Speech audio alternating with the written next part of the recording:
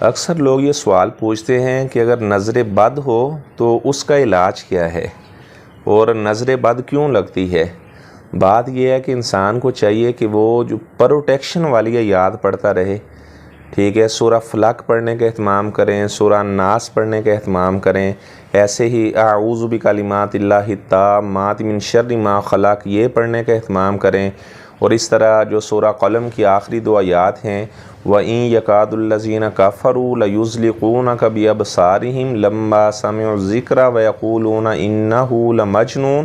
وَمَا هُوَ إِلَّا ذِكْرٌ لِّلْعَالَمِينَ ان کے پڑھنے کا اہتمام کریں۔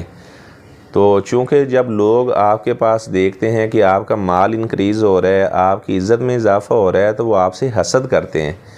اور پھر آپ اس وقت نظر بد کا شکار بھی ہو جاتے ہیں،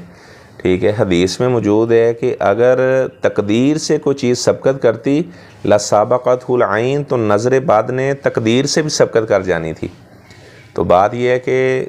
ایک تو بات یہ ہے کہ جتنے بھی آپ کے ایسے معاملات ہیں جس میں آپ کے مال میں اضافہ ہو رہا ہے، آپ کی عزت میں اضافہ ہو رہا ہے، اپنے معاملات کو سیکرٹ رکھیں، دوسروں کے ساتھ شیئر نہ کریں۔ تو اگر آپ دوسروں کے ساتھ اپنے ایسے معاملات شیئر کریں گے تو پھر آپ نظر بد کا شکار ہوں گے۔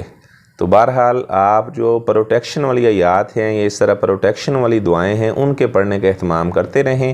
اعوذ بکلمات اللہ التامات من شر ما خلق۔ اگر آپ کے بچے کو نظر لگ جاتی ہے تو آپ اپنے بچے کو بھی یہ والی آیات پڑھ کر دم کریں، انشاءاللہ اللہ تبارک و تعالیٰ کی طرف سے وہ بچہ اللہ کی حفاظت میں آ جائے گا اور شیاطین اور حاسدین کے شر سے وہ بچہ محفوظ رہے گا۔